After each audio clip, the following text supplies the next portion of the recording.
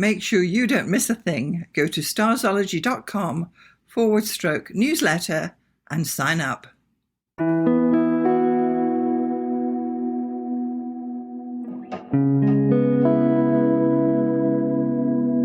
Welcome to the Starzology Astrology Podcast. I'm your host, Alison Price, and I'm here with my good friend and co-host, Arwynne O'Neill. Hello, Alison. It's great to be here again. So nice to have you with us once more.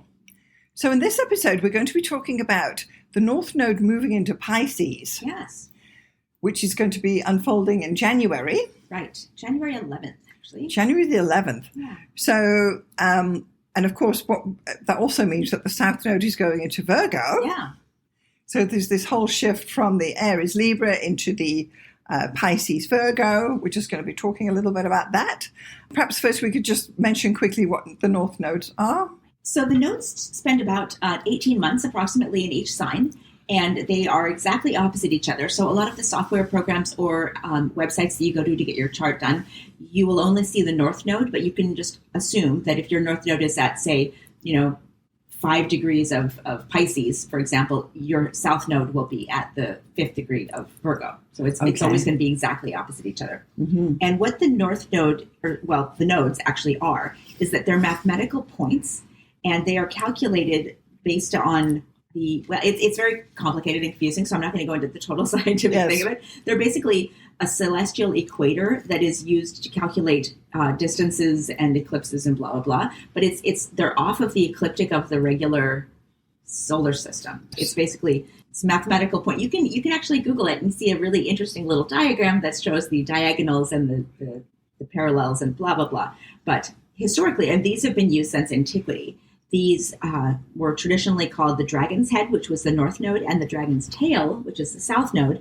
And the North Node represents your focal point, like the North Star, kind of where you're moving towards, what nourishes you and represents your future. And the South Node is your past, what you've already experienced, what you've already mastered, and sometimes what is holding you back or what you fall back into. Mm-hmm. So it's typically something, your South Node you will actually probably find more relatable in your chart. So when you first find out what your North Node placement is, a lot of times it's weird and it's not like, it doesn't sound like you, and you're like, well, I don't really relate to that.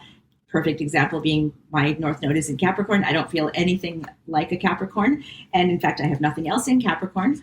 My mother has the North Node in Pisces. She has nothing else in Pisces. She's never felt, any kinship towards the sign of Pisces. I don't know how you feel about your North Node. Well, yes. It's in Libra. So the South Node's in Aries. So, yeah. Mm. Yeah, but it's interesting. In evolutionary astrology, they consider the South Node to be what you brought in from your past lives. Yes, absolutely. And your North Node is what you're moving towards in order to achieve what you set out to in this life. And when you die, where your North Node is, that is what you're going to take with you into the next life. Incarnation. Exactly. Yeah. Yeah.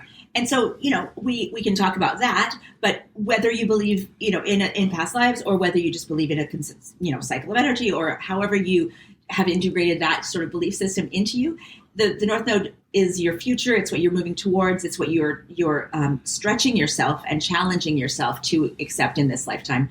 And the South Node is what you've brought in from the past. You've already done it. It's comfortable. It's like a default position. It's a default position, and it's something that you may find yourself falling back into, but you should strain against it in order to evolve properly. Yes. Yeah. So that's sort of an overview of the nodes.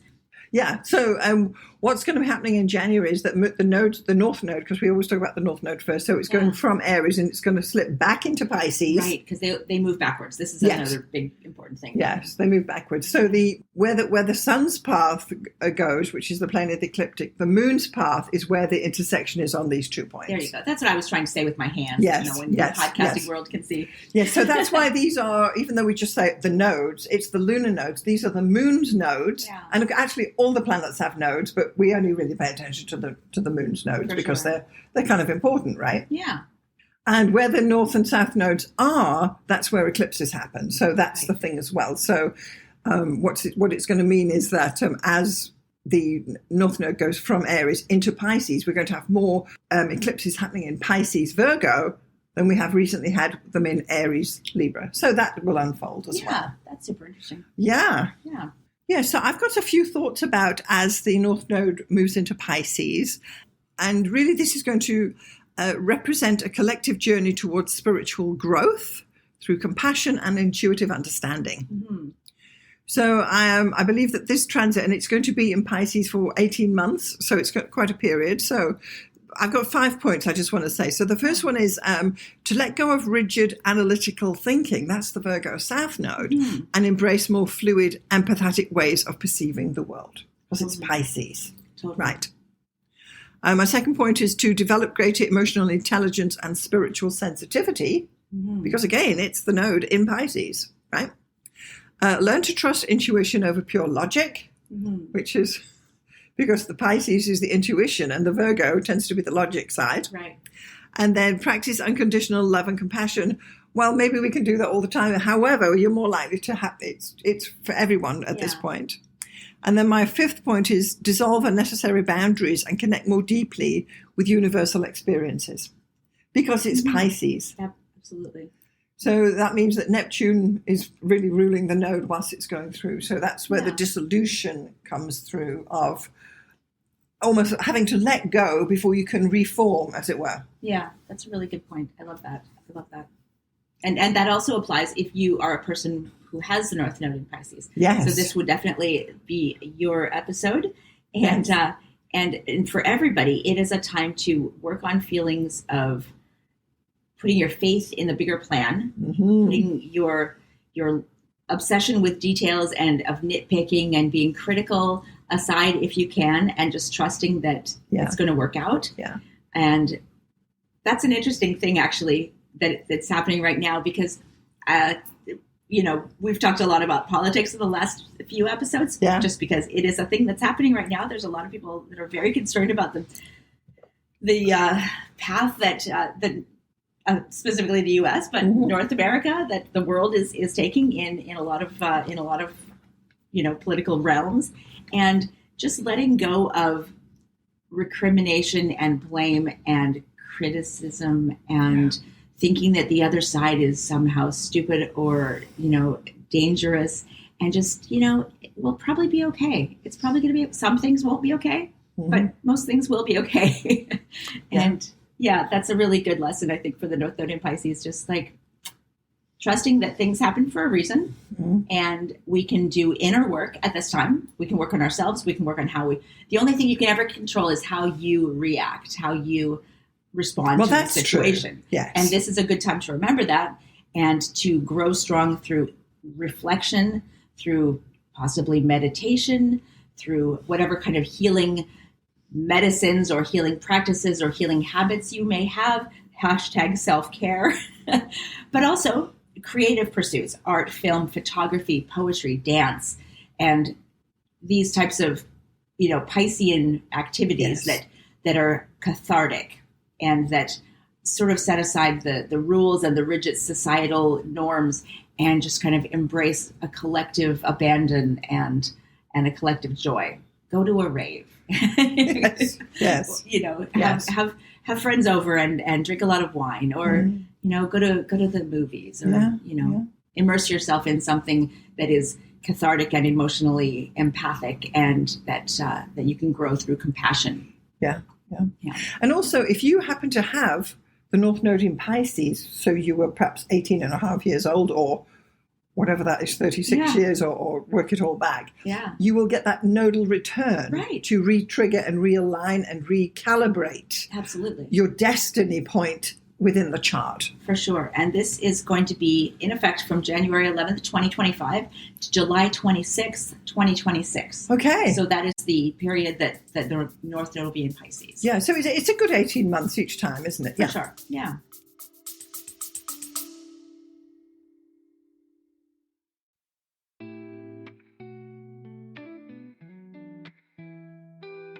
For those of you interested in a little more, I'm now offering online astrology seasonal sessions. So there's one session in each of the solar seasonal mid-months, which will be February, May, August and November. I'll be chatting about advanced astrology topics through a Zoom presentation. If you're interested, Check out the link for my seasonal sessions in the show notes below. Now back to the episode. Yeah. Kind of an interesting time that it spends in each sign. It's that period, 18 months is kind of that period between how long the sun goes around and how long Mars goes around in 2 years. Yeah. This is 18 months, so it's kind of, Yeah. Yeah. It's like 2 gestation periods of an infant. That's right.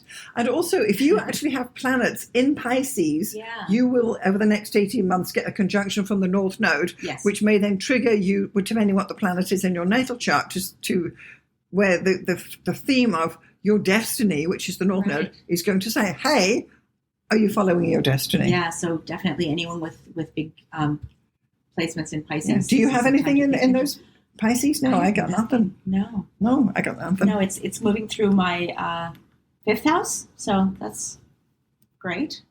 Yeah. Yeah. Okay. Yeah, how about you? No, I've got nothing in Pisces. Yeah. Mind you, that the South Node going through Virgo is definitely going to ping a few things, and it's going to be what I like to say with the South Node. It's, you take a trip down memory lane. Oh, where you say, remember when, and, when I was a kid and back in the day, and it's all of these things you're leaning back to and thinking and almost pining for how things were. Yeah. Whereas today, the struggle is real, right? Yeah. So you've got that kind of attitude too. So yeah, for sure. So you also, with your Virgo, you're going to get that South Node connections there as well over this next 18 months period. Yeah, totally. Seems like Interesting. to process childhood experiences into something creative. Yes. Yeah. Yeah. And it's a good thing, and why not? It's a time, it's a very subtle, because it's a point, it's not a planet, so it's always a subtle energy coming through. Yeah, for sure. Yeah. Okay, so I do have a few thoughts I just want to share about the South Node going through Virgo. And this suggests a release of overly critical, perfectionist tendencies, and it will encourage moving away from excessive detail orientation and micromanagement, right? Yeah. Also, letting go of harsh self-criticism and judgmental attitudes, because I think many of us are very self-critical, even if you don't really have Virgo. And then shifting from being overly concerned with practical details to understanding broader and more holistic perspectives. Healing through surrender rather than constant improvement. These are the productivity nerds out there. Yeah. And then recognizing that not everything can be controlled or fixed through pure effort. Yeah. Because Virgo does like to have things in order. Oh, yeah. We've got our morning routine, we've got our evening routine, we're doing this, we're doing 10,000 steps a day or whatever we're doing. Yeah. So you've got, and I know too, I've got 3 planets in Virgo, so you've got this constant, well, I'll do this, then I'll do that. But this is likely to be more of a release from that because the South Node is coming through. Yeah. So I read a book once that said that Virgos are the ones who will place things on the wall and then not move them for years, and you can come to their apartment and take a picture off the wall and there's a line of dust right around for where they've been meticulously cleaning, but except for right there. And it's true. We like our things where we can yeah. So because we are highly Virgo, and the South Node technically is going to affect you and I more than the North Node is, right, it's likely to bring the as I say, the period, the feeling that things were better before, and why is life so hard today? And I managed to get more done 10 years ago, right, and this kind of thing. So you need to release it. Yeah. And say, well, when I was younger, I could do X, Y, and Z. Yeah. And now I'm struggling to, Yeah. And the North Node is telling us to let go of the obsessions, let go of the details. Give yourself some grace Yes. Let yourself achieve a greater sense of inner peace and balance without having to have everything be perfect. This productivity business that Virgo is very strong on, let's face it. You've got to do this and do that and blah, blah, blah. So, that's one thing. And, of course, then anyone else who's got planets in Virgo is going to get the South Node crossing through there. And it's a time of reminiscing and looking back. But you can go back to previous values that may have stood you in good stead at this time. Because, not everything that we did in the past is not working anymore. Yeah. Many of it is actually perhaps something we need to go back to. Right. Yeah, that's a really good idea. Yeah, think back to the times when you were think back to the times that you were expressing those Virgo tendencies of productivity and helpfulness and service and focusing on the habits and the details. Yes. Think of what you did that made those things pleasurable or effective, and maybe put those practices back into your life in the present day if it's not too stressful. Yeah. Very interesting. Yeah. Like getting up a half an hour earlier and all of those things. Whatever it is. Yeah. Always doing the dishes before you go to bed. That's I'm all right on the get up early, but the dishes. Oh, I'm the opposite. It's hilarious. I have a friend who works out every morning, and she gets up like an ungodly hour, like 5:30 or something like that, to go to the gym before she goes to work. And she works outside the home, unlike me. And I just couldn't be bothered. I mean, and we have a gym in the building. I just can't. No. I can't. I have to work out after work. There's no way. Oh, yeah, it just shows you. But yeah, the dishes before dinner or before going to bed thing. Even when we have a bunch of friends over and the place looks like like a bomb hurricane hit it. That's our little my partner and I we're like, no, let's just tackle this before bed. We have to at least let's get other stuff off the counter. If it's soaking in the sink, fine, but preferably, put it in the dishwasher. Interesting, Matt. Yeah, because then you get up in the morning and you're like, oh, this isn't so bad. Maybe you have to grab the coffee table or run the dishwasher, but at least it's like, at least there's not like fruit flies and dead wine sitting at the bottom of glasses calcifying. So there have been a lot of authors who have written amazing North Node books, and I was mildly obsessed with the North Node for quite some time, so I collected a few of them. And the way I collect books is, I think we've discussed this, I will go into But for those who are listening for the first time. Yes, for you noobs, one of my things that I love to do is go to used bookstores and just basically scour the astrology shelf and scoop up anything that is interesting that I've never read before. And not recently, but like 20 years ago when I was just starting to get back into astrology from my childhood obsession with it, I collected pretty much anything I could find on the topics that I liked, which was mostly the outer planets, the nodes, and anything to do with history or cycles or politics. That's your thing, isn't it? That sort of stuff. And of course, romance and, all that. The love signs, all of that. But so Donna Van Toen, who was based in Ontario, I believe. Toronto. She wrote a book called The Astrologer's North Node Book. It's a very thin book, and it is, I want to say it runs the gamut from irreverent to downright crotchety, but it is also hilarious, and it also contains some really interesting little nuggets of. This is one of the things that was great about a certain generation of astrological writers. They infused their personalities so much into what they were writing, because I feel like they probably, it was way before the internet when she was writing. Yeah. They didn't feel like they were writing for a global audience. They felt like they were writing for their little tribe. Yes. So they could just put in their personality, put in their grudges, their little personal likes and dislikes, idiosyncrasies. And I can't remember which astrologer said it, but one of the books I read said, you always know when you're reading certain astrology books, there's one sign that the astrologer hates, and you'll pretty quickly be able to discern which one it is. So if you're reading a book that was written before, let's say, 1995, very much so. So I am not sure if Donna Van Toen had a problem with Pisces North Node. She definitely had a problem with Capricorn North Node, which is what I have, which is hilarious. Okay. But so that's not what we're talking about today. We're talking about Pisces North Node. So I'm going to read just a couple of tidbits because they're pretty interesting. And she says, Pisces North Node, what you need to do is learn to sacrifice, give in, or give up. The Virgo South Node says, yes, but I have too much invested. The problem is that you have a lack of understanding of needed priorities. Your possible reasons are excessive stubbornness, a fear of being taken advantage of, self-destructive tendencies, a refusal to face the fact that some problems are difficult to solve completely, an excessively critical environment that makes it hard to admit defeat, and guilt over past wrongdoings and failures, which I find really interesting. I mean, who can't relate to that a little bit? But I can see that with more with some people more than others. And she says possible solutions involve learning to relax, tempering your analytical tendencies, developing compassion for yourself and others, judging people and things for their usefulness, and setting your priorities accordingly. So it says the Virgo North Node often doesn't enjoy his or her own company, and this will affect their ability to enjoy relationships because South Node. yourself, yeah, exactly. The South Node is what holds you back.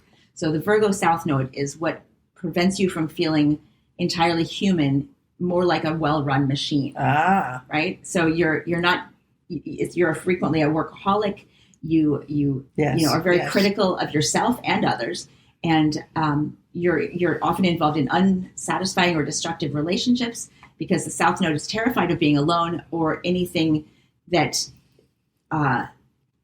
like any relationship is better than no relationship, which is interesting. Yes. So you tap into your hidden strength, and the North Node can get in touch with their basic humanness and elevate themselves over this critical,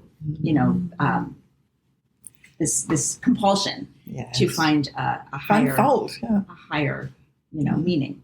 And some signs of an overdeveloped South Node. This is what I like.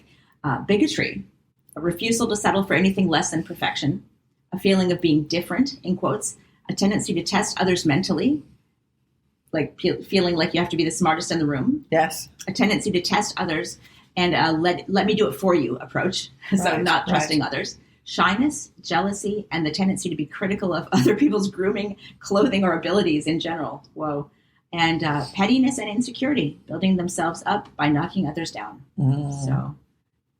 So it's interesting what some of the things you brought up there, because when we've got this axis of the North Node and the South Node, if perhaps in your chart, one of your nodes is going to be stronger than the other, and it generally would be if there are conjunctions to either end, right? Totally. Yeah. So, for instance, in your chart, you've got the Saturn's conjunct that South Node, so that is going to be right there, for sure. and emphasize the meaning of that South Node. Yeah. So, although we all have a North or a South Node, some are more meaningful for people than others, and if you don't have conjunctions, you may just wipe your brow and say, "Phew, dodged a bullet there." Totally. But if you do have conjunctions on your nodes, they are going to influence and stand by the principle or the meaning of what those nodes are. For sure. So, for example, with your South Node, that is your past. It's going to be, have you done your due diligence? And that's what you default back to. So the point is to walk towards your North Node if you can get away from your South Node. Yeah, and stop, blaming yourself for the mistakes or the oversights of the past. And that's... Or what your father did or didn't do, or what happened all of those things. The education you did or didn't get, or whatever the honors you didn't get. Exactly. The degrees you didn't get. Right. Yes. Yeah. Or there's all sorts going on. Any kind of exactly. Any kind of thing that you feel like, if only I had set myself up for success by doing this or that in the past. I learned how to, make investments or whatever. Yeah. You can't blame yourself. Yeah. Yeah. So really, I think that the nodes are not necessarily as important for every person. Yeah. But if you do have conjunctions on those nodes, or squares, importantly, because a square is going to connect both of them. Yeah. In conjunctions and oppositions, of course, because there's two. Obviously, if you have an opposition, it is a conjunction. It's conjunct one or the other. And then squares. In fact, I think Stephen Forrest did an entire series on squares to the nodes. Yeah. And I actually, that was one of the workshops I attended virtually. Yes. Because what happens is if you have the square, whereas the trines don't count, but if you've got the square, it's like stabilizing, and you can't move from your past to your future until you've dealt with that planet. Right. Totally. So if you've got squares, that definitely is the case. I don't know. Do you have squares, Noah? Don't think so. Okay, well, anyway, we don't need to belabor it. Yeah. But check your chart, and then and that would be an interesting, entree into studying more about the North Node and studying more about the sign that North Node is and how effective the nodes are in your own chart to start with. Yeah, totally. Because if they're not really a big feature, you're going to really have to work harder to explore that. And maybe do a list, like a pro and con list almost, but it's like a North Node and South Node list. Things I fall back onto, things that are too comfortable for me, things I need to move towards, things that make me scared, afraid, but are good for me. Mm-hmm. One of my previous employers, the CEO of the company, one of the things she used to say is, if your dreams don't scare you, they're not big enough. Okay. And that resonates with you with that North Node in Capricorn. I mean, it's terrifying, but these dragon lady female CEOs, it's like, exactly. It's like lean in. Oh God, yeah. Lean in, and then you're trying to release yourself from that South Node conjunct Saturn, right. And all of what that means. Yeah. That's got to be dealt with before you can move to that North Node. So that's interesting. Yeah. Yeah. So Pisces North Node, that would be, moving towards your creativity, your expansiveness, your forgivingness, empathy, spirituality, compassion for others. Giving people a break, giving yourself a break. Yeah, exactly. Being less critical, less judgmental, and finding that beautiful humanity that we all share in everyone. We are all spirits having a good way of putting physical experience or whatever it is. Yeah. So this has been great. We're talking about North Node in Pisces because that's where it's going to be moving in January of 2025. It'll be there until 2026, mid-year, July-ish, and July very specifically. And we'll be talking about the ingresses of the North Node from here forward. Yeah. Yeah. Well, we do have another one on when it went into the previous sign, but I mean, that doesn't really matter. Yeah. But and next time it will shift then into Aquarius, so we'll no doubt chatting about that. Absolutely. And we're going to be doing a couple more episodes about the North Node because it's an interesting. It absolutely is. And we'll be talking about the basics and it through the houses and all that. Yeah, and I think it's conjoining Neptune as well, if I'm not mistaken, at some point coming up, which we may or may not address. We'll just see how we feel. Yeah. Totally. Yeah. Okay. Well, thank you so much for being here with us today. If you found value in this episode, please consider sharing it with somebody who would be interested. You can email us at starzology@gmail.com. And please make sure to follow Arwynne. And Arwynne is at... I'm at mspink.net. That's mspink.net. And you can subscribe to my weekly newsletter, which comes out every Saturday. Mm-hmm. Yeah, I'm talking about art and books and politics and all sorts of good stuff. All sorts of stuff. Yeah. So if you'd like to send us if you've got any questions, you can send us you can text us if you're listening on Apple Podcasts or Spotify. If you go to the link in the very top, click there, send us a text with your questions. We'll be happy to address them in a future episode. Absolutely. Yeah. So make sure that you're getting our newsletter, which you can get on at starzology.com/newsletter. And so Arwynne, I want to thank you for joining me today. We're talking about the North Node moving into Pisces. Yeah, thanks for inviting me. This has been great. Thanks for listening, everyone.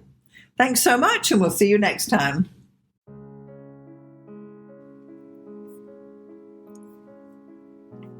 Thanks so much for getting this far through the episode. I just want to take a moment to tell you about the two main options of my astrology services. So the first one is coaching. If you are an aspiring astrologer, and by that I mean someone who's perhaps a hobbyist astrologer or someone who's learning astrology or a student, or you've got a few books and you've been doing it for a while, but perhaps you need a little bit of help to bring it all together, then maybe getting some astrological coaching from me would be the answer for you. The astrology coaching I offer is a 1-hour session on Zoom, and it's tailored to answer your particular questions.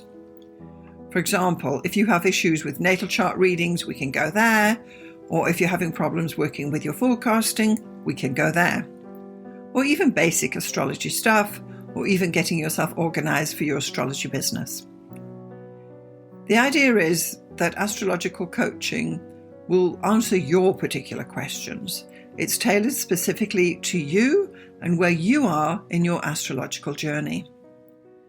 And I'm happy to help you out with some guidance about how you can get going, what to focus on, and what to dismiss.